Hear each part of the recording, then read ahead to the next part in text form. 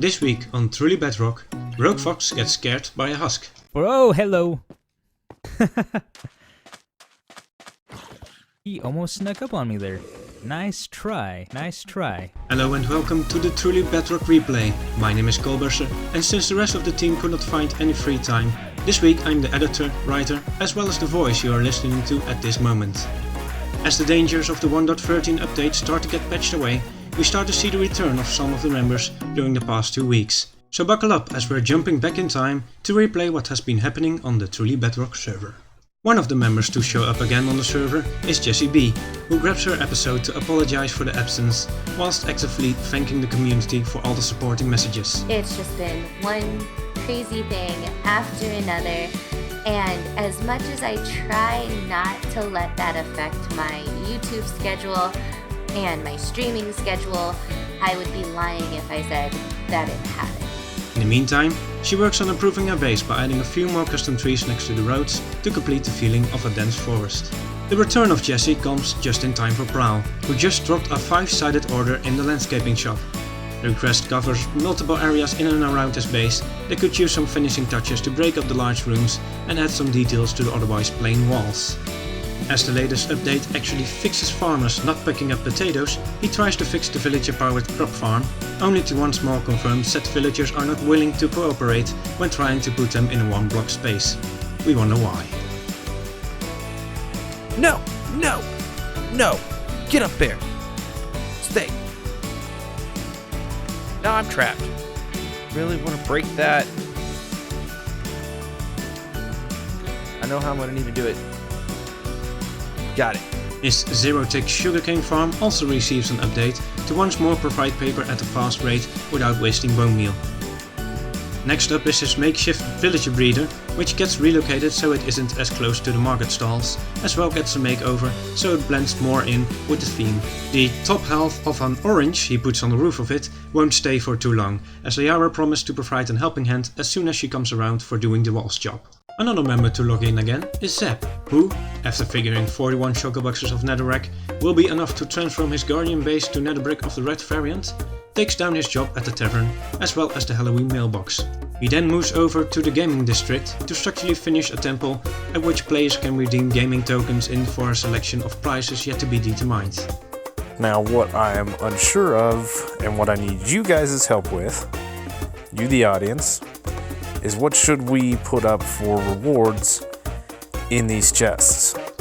A flick through the feedback book at the cave game, now called Desert Rampage, learns that game can use some improvements, as players have been able to dodge arrows or get confused by tripwires not activating any traps. Also working in the gaming district is Rogue Fox, whose episode is spent working on his archery game. The mob heads get some fancy blinking eyes using a block swapper as an additional way to tell who has won if the bells would fail. Next up, he also installs a scoring system, 2 redstone lamps indicating how many times a mouthful of teeth have been shot out by the players. That's gotta hurt. Eyes, score, reset. Okay, and this person didn't finish. Guess it's up to the players if they want to finish or not, or if they just want to call it quits. And looks like I smashed a bunny. Eager to collect his profits from the many scams he has been able to pull off on the other members, this discovers that this clever way of letting nosy people think they lost their diamonds to a puddle of lava actually caused the shiny blue rocks to despawn on the edge of a water stream. The chest underneath it? Oh, this is free. So, we've actually lost diamonds. Desolated from the loss, he starts working on converting his emerald farm to cope with the changed mechanics, whilst improving and expanding the storage system for it. After refilling the hot air balloon with some emeralds obtained from a small AFK session, he also works on his base by installing a couple of water vaders and explaining his idea for creating a wasteland around the square crater to house future farms, immediately installing the first 4 of the micro variant. All that black concrete has to come from somewhere though. I'm gonna need some ink. I've gone through my massive storage and we've got just 20 free ink sacks and that much black concrete. We're gonna need a lot of black concrete. Let me have a look if Mr. Onion has any. No, he's out. I think he might be the only one that sells it. And he's dead, right? Didn't he die? I don't know, I feel like he died. and since Mr. Onion's shop has been out of ink for a while, he decides to make his own squid farm. A small and simple one that should provide him with a steady flow of sex. No, I can't get out. Speaking of sex, Sloy builds one being carried around by a mythical creature. The big Krampus, conveniently renamed to Prankus, is Sloy's latest attempt to start a secret Santa project now the winter times are approaching on the server. Or should we say prank war, as his intentions are that everyone who puts his or her name into the dispenser is charged to prank another fellow member. What? You thought I'd be taller? Oh, and we should mention that Sloy has changed his skin to be more accurate to his real life height. Look at him! This is the Sloy XP character as assembled with the help of the Minecraft character creator. Though we think he might have simply done it so he can adjust his skin even more often, like running a chicken for example. Oh no.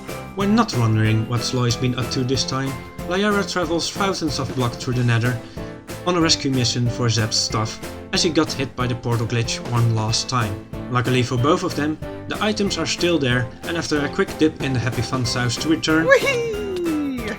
she works on getting her concrete shop back up and running. For that, she installs a second, much smaller concrete farm that relies on a bug. But for the time it isn't fixed, the machine helps to speed up the process. But you may be wondering what Canary's doing down here. Thing is that sometimes when it tries to back up, it can't. Point being, it crashes.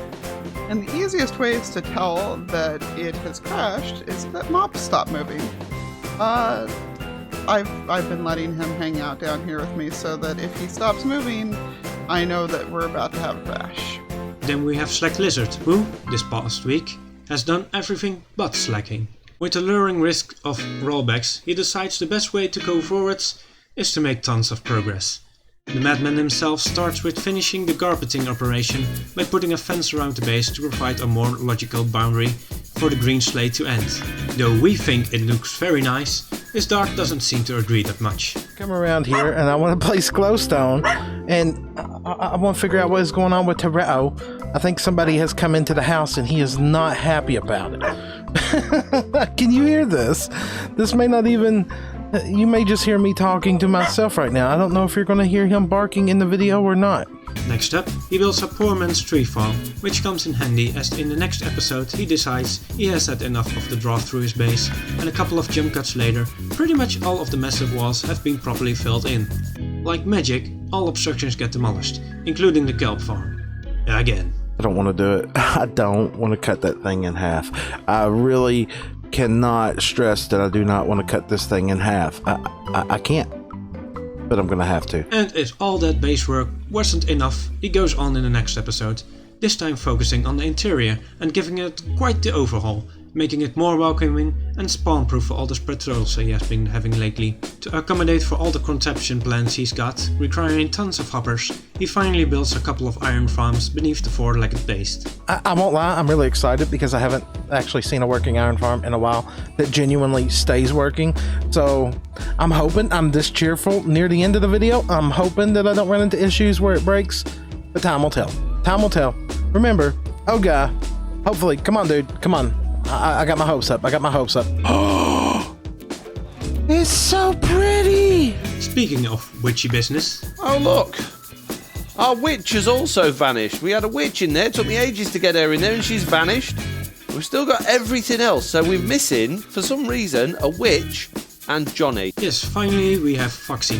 When the fox with no tail isn't catching foxes with a tail, and some dogs in the meantime, he continues to work on his mansion. First installing the final room on the first floor and placing an equally odd mob inside of it, and then concentrating on the outside. The formerly standalone interior gets wrapped in a stone brick wrapping to be later decorated with windows of varying sizes and heights. Deciding the top part of it would look best when done out of white wool instead, he constructs an automatic sheep farm. Getting the participants in said contraption goes as well as you would expect it to go. You nearly did it then. In that hole there. Perfect. No. There we go. There's one. Please. No. Yes. No. Fall in. Ah. Oh, no, he's getting out. No. In. No. In. Ah. I hate sheep. Oh, my other one's get in this hole.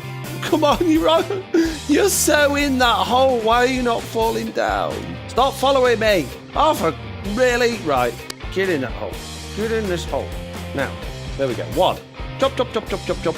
Come on, because you can have babies with this one over here. Ah! I've fallen in. Come in. Come on. In. No, zombie. You're not a sheep. Go away, zombie. In. There we go. You two have babies, right? Oh, go away. Attack of the pillagers again. Because there always is. Why not? Of course. Makes sense. Makes perfect sense. I just had a piece of glass in there. Where's it gone? I'm moving my glass, they are. Right, I now have an escape-proof area. Can I make any more babies yet? Can we have more? We can. Excellent.